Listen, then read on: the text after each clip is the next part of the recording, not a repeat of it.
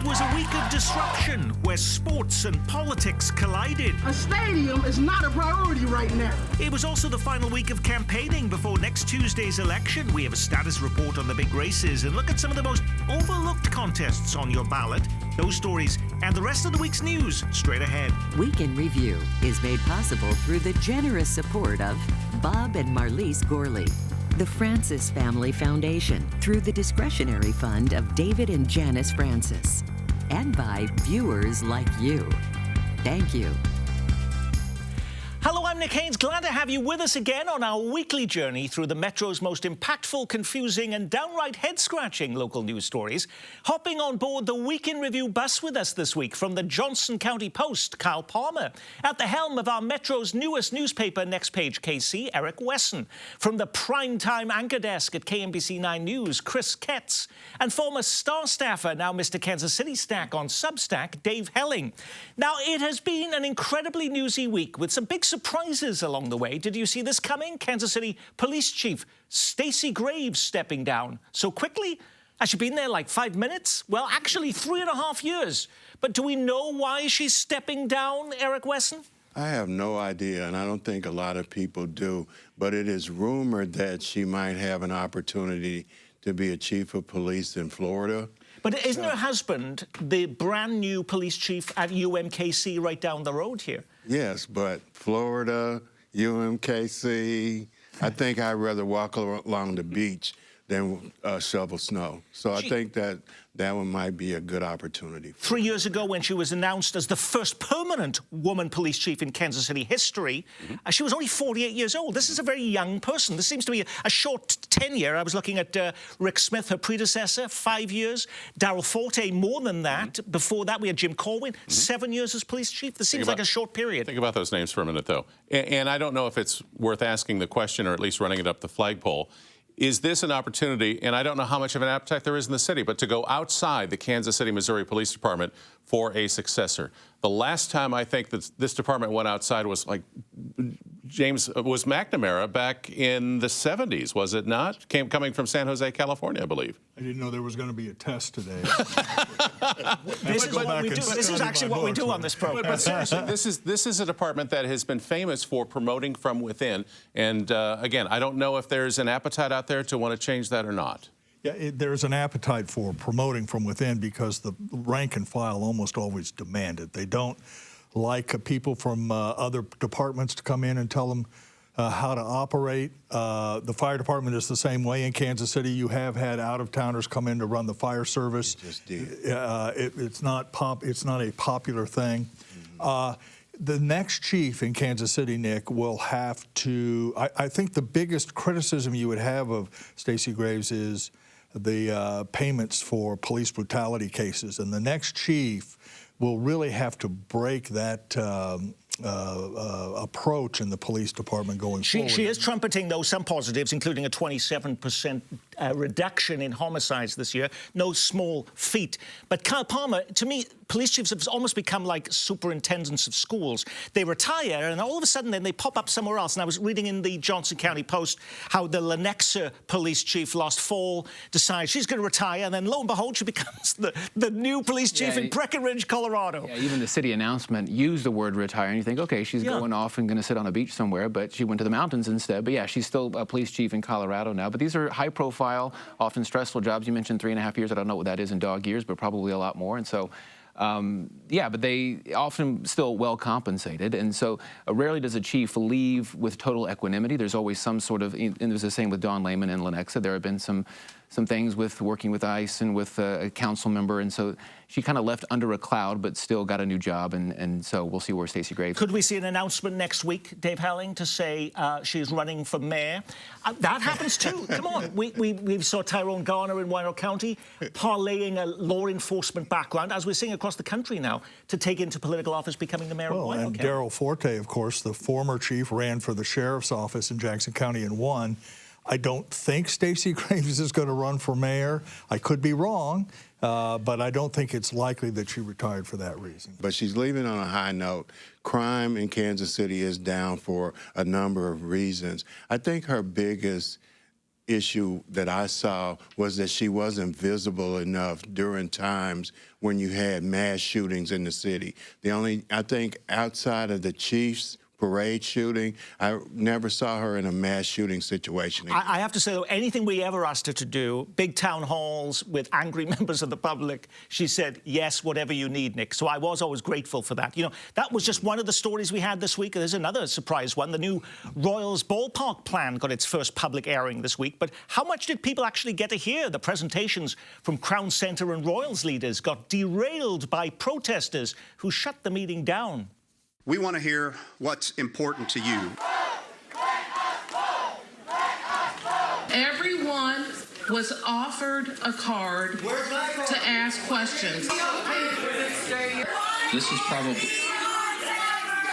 I'd appreciate you all allowing us to get to the questions that were asked by the audience tonight. Thank you for coming out. Thank you all for coming out. A stadium is not a priority right now. All righty, Chris Ketz, what are they so angry about? And wasn't this just a perfunctory meeting for rezoning? This wasn't about a vote on the ballpark itself, right? Correct, but what a mess. The questions that were asked and answered were pre-screened in advance, and you had a group of people there, actually I think a couple of groups of people there, who were calling for this whole thing to be put before the public in a vote. And of course, we've talked about that at this table in the past, but suffice it to say, this meeting was, again, a mess. Well, what happened, actually, though, to that petition effort? I mean, is it on life support, dead, or is it going to move forward that we could actually be voting on the ballpark? The council has to make up its mind by the end of August. That's too late to go on the November ballot. If they take all of the time they're entitled to, in that case, they have to either enact the petition ordinance or put it on the ballot probably in April of next year. My guess is, and it's just a guess, that there are discussions underway to try and massage the desires of the petitioners committee with the Royals and the city, and we'll see how that turns out. We had a number of our viewers went to that meeting. These are independent people. They wanted to hear about it and said they heard absolutely nothing, were infuriated and told us, you know, this is how not to hold a meeting.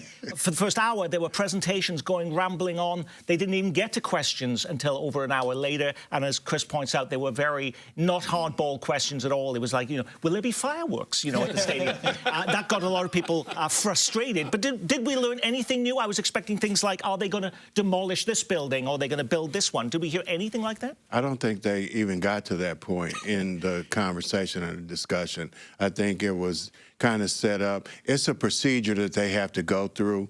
They have to check the box that they did have that. How the outcome of it goes is a whole nother conversation. I did hear, though, that they did say parking would not be an issue. There's enough parking around the facility. How did that go down? They've done that in the city council meetings as well, said that there's enough parking. Parking's not an issue. I think they've identified like 25,000, 30,000 parking spaces around the area.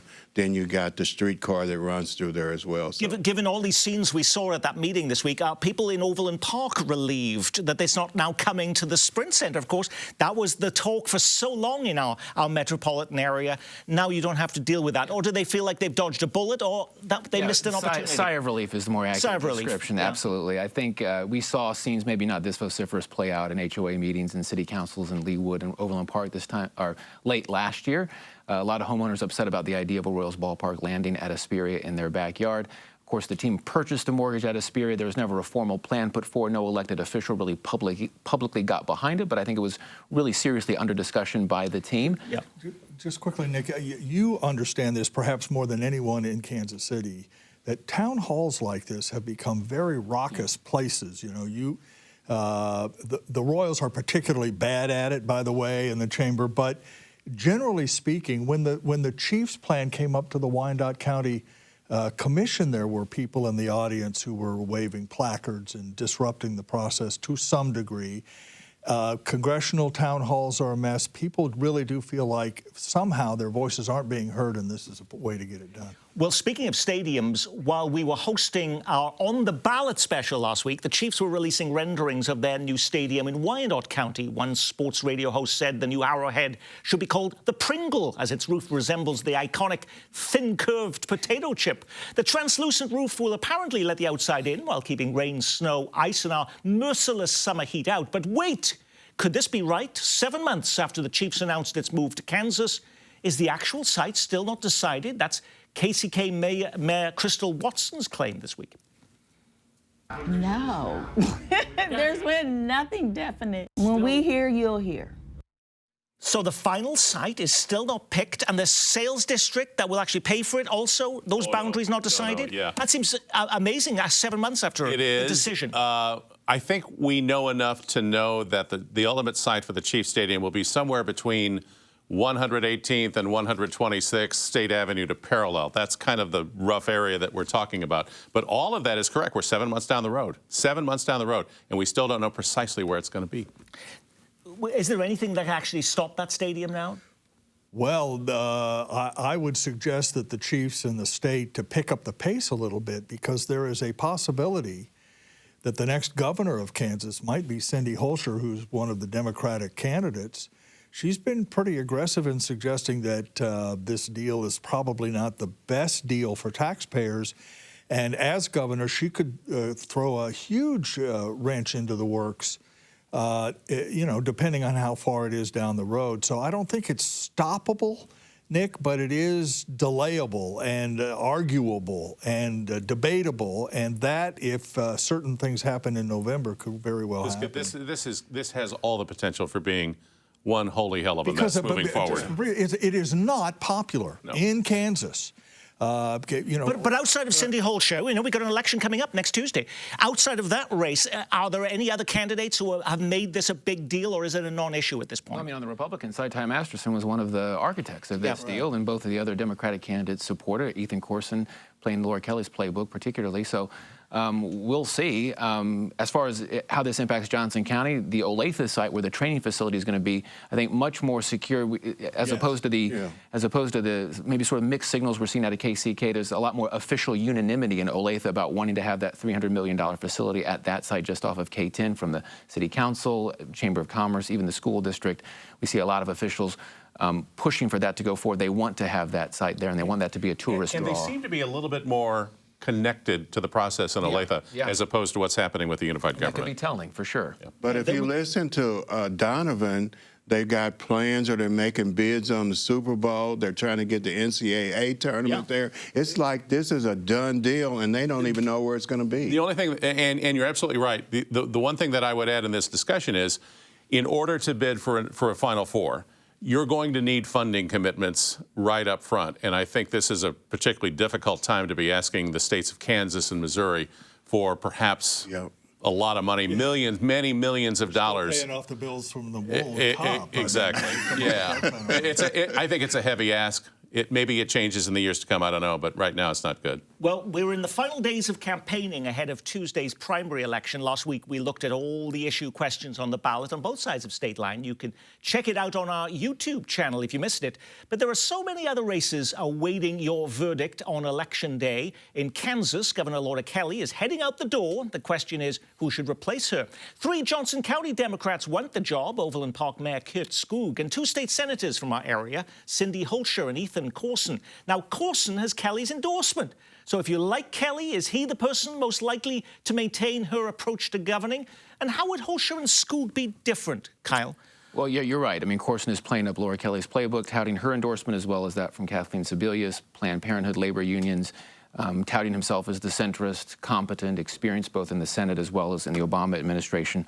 Holscher, much more proudly progressive, left-leaning, taking positions much more to the left of Corson. We already mentioned her position on the Chiefs deal. She's also backtracked on her support for data centers, now calls for a moratorium, $15 an hour minimum wage. Kurt Skoog might be the most interesting one. He literally filed hours before the deadline in June, kind of came out of left field, but he has explicitly cast himself as the electability candidate. He has said in media reports, including in the Kansas Reflector, that he thought that Corson wasn't pulling it away from Holscher enough and that he doesn't think Holscher can win in the general election. So that's why he said he felt compelled to get in the race for those reasons. Yeah, many people today, voters, particularly on the Democratic side, have become far more mercenary. They just look for the person who can beat the Republican. Looking at that race, who is the most likely to win that race against the Republican in the fall? I think Ty Masterson, who in that primary, in the Democratic primary. I think that Holscher is the favorite as we enter into the final week. Polls that suggest that. Polls have suggested that. It doesn't. The presence, Nick, of Laura Kelly, at this 11th hour in ads and news conferences and interviews, suggests that they've seen polling that will make this very close. Let me just mention quickly about Kurt Skoog. He was one of the votes to get rid of neighborhood pools in Overland Park when that came up on the agenda a couple of weeks ago. That will anger some Overland Park voters in the primary.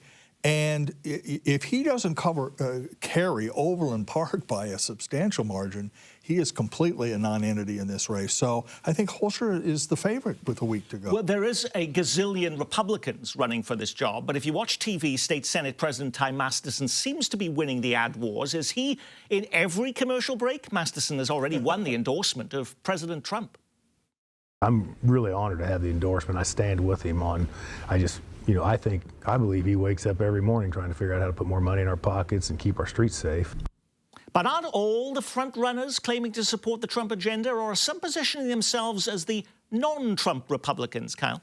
Well, I think even more so than the Democrats, there are some real policy dividing lines among this crowded Republican field, particularly on property taxes. That is the kind of issue du jour, has been for the last few cycles, but particularly for conservative older voters. So we see each of these candidates coming up with their own plan. The one that's kind of risen to the top, maybe because of its cheeky title, is the BALD plan from Scott Schwab. I can't remember what the letters stand for, so maybe that might be a problem for him. But it is supposed to address property taxes, but also data centers. This is an issue that has rocketed to the top of the agenda for many races. And anybody laughing at that, by the way, we'll get a lot of people with a hair challenged who are going to be calling in to complain. Yes. Apparently 3 people at this very point. I wasn't going to say anything. But as far as data centers go, that issue has rocketed to the top of the agenda for a lot of races, not just governor. And there are some very clear dividing lines in the Republican field. And Ty Masterson is going to have to answer for the fact that he supported a 2025 law that put tax incentives towards data center development. He's getting hammered from some of his primary opponents, and that would likely be an issue in the general election as well. Now, Kansas Republican U.S. Senator Roger Marshall is up for re-election as well. And there are a whopping 11 candidates trying to win his seat in Washington. Some people say Adam Hamilton, the Leawood megachurch pastor, is the prohibitive favorite. He's outspent by everyone and seems to have most of the TV advertising. But with that many people on the ballot, is that assessment a mistake, Dave? No, in a crowded primary field, name recognition and money is always important, and I think Adam Hamilton has both to some degree. On the other hand, as we've talked about a lot, he is probably not as well known in Wichita or Great Bend or Garden City or Emporia or Salina as he might be in Overland Park or Lenexa. So I think it'll be and I can tell you that I think the Hamilton people are not taking the nomination for granted. They're still working the phone, still buying time, still making appearances.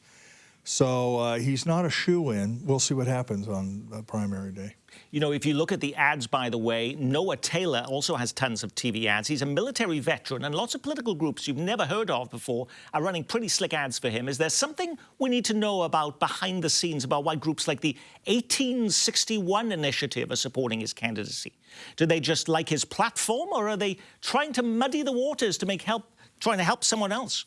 Well, I think it's interesting. I think something similar played out in a Montana Senate race as well, where a low-polling candidate got a lot of financial support from a veterans group. But there's so much money awash in politics that I don't know if any of this makes any waves with voters. Yeah, and just quickly, Noah Taylor is getting some blowback because one of his campaign lines is no corporate PAC money, and then he's taking all this, or not taken, but at least is the beneficiary of this third-party dark money, which seems a bit concerning to some voters. So we'll see. But if Hamilton is to be really challenged, it seems like Noah Taylor will be the person to do it. He's from the Wichita area, the Sedgwick County area, has some support from labor down there. We'll see what happens. With so many candidates, so many races, it's hard to do justice, of course, to all of them. But complete the sentence. The race I can't believe isn't getting more attention during this election is blank, Kyle.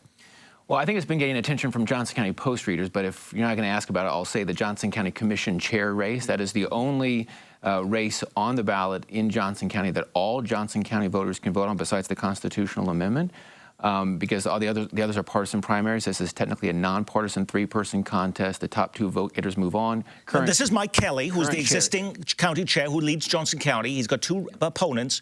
What do they think he's done so terribly wrong that they can do something better? Down to one issue, it's property taxes. Okay. And so Kelly defends his record, saying that he hasn't rolled back taxes as much as maybe his critics want in order to preserve the quality of services in Johnson County. Also cites diminishing state and federal funds. His two opponents, Karen Cerkovich and Gene Sinisak, both proudly conservative, Republican Party identifiers. They want to more aggressively roll back taxes. Cerkovich, in fact, has pledged that she would advocate for a rollback to the revenue neutral rate if she's elected, and also spending cuts. And so that's the real issue in that race. Again, top two vote getters move on to November. Eric, the race I can't believe isn't getting more attention during this election is blank. 4th Congressional District, Mark Alford is defending his seat against some Democrats. And I think Mark Alford has said some things that are pretty far-fetched. Some of the things he says needs to be challenged or he needs to be in a debate.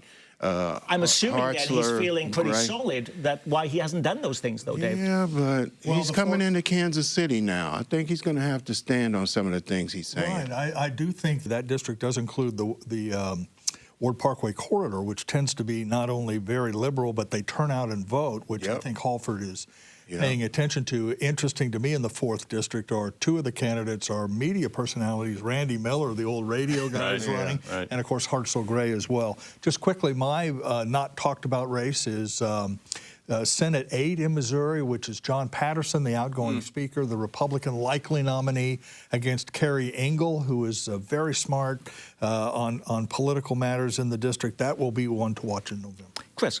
You know, that I keep coming back to the Jackson County executive race. And for maybe some other reasons. You know, you had Phil Lavoda, who was out, then in, then out. Deron McGee, who was in, then out. Manny Abarca, who was in and now has stepped away. He says he's suspended his campaign, but he hasn't taken his name off the ballot, so you can still vote for him? His name will be on the ballot on Tuesday, yes. He did that with no notes, by the way. That's very impressive. And his yard signs are still up. Right. What's interesting about that race, unlike some of the others we've talked about, whether it be governor, all these congressional races, you still have another shot at this in November. In the Jackson County Executives race, which has been dominated by Democrats, whoever wins this race Tuesday is going to be the next, basically, the Jackson County Executive. Yes, absolutely. And again, they've had a lot of forums, so I don't know if I agree that it hasn't gotten maybe not a lot of media attention. I think Bill Beard has some commercials running on TV, but Dan Tarwater. Yes. I would only say that, and you're absolutely right. But in terms of issues, they have been overshadowed by the political aspects of the candidates. And the property tax, okay, we understand that, but I'd like to hear another platform other than fixing the property tax. But don't you think... economic development, some other things that are going on. What are you going to do with the stadiums? What are you going to do with the jail? What are you going to do about the jail? What are you going to do with the sports complex sites? I will say this, Kyle is pointing out something very important on both sides of the state line. Property taxes are a huge concern. Appraisals are a huge concern in almost every race from the governor's race on the way down. Well, when you put a program like this together every week, you can't get to every story grabbing the headlines. What was the big local story we missed? Nasty heat. Feels like 105 plus. It was the week in which Kansas City turned into an oven, and a shooting upended the family of Chiefs offensive coordinator Eric Bieniemy. His wife shot at the couple's home, their son arrested and charged. Kansas City finally imposing new restrictions on electric scooters and e-bikes. Age and speed limits on the way, and a teen helmet requirement. Plans to turn the Midtown Costco into a business center, moving one step closer to City Hall approval, but with a big concession. Negotiations now underway to keep the pharmacy. And Salvador Perez overtakes Royals legend George Brett to become Kansas City's king of home runs.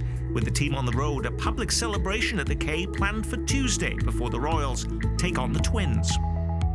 All righty, did you pick one of those stories, Kyle, or something completely different? Something completely different. This is a deep-cut Johnson County slice of life. So the city of Roland Park earlier this month unveiled a new playground structure shaped like a giant 1960s-era kids' bike, complete with like a front basket, long handlebars, banana seat that kids could climb on. I think meant to evoke the freedom of that era long before there were such things as helicopter parents.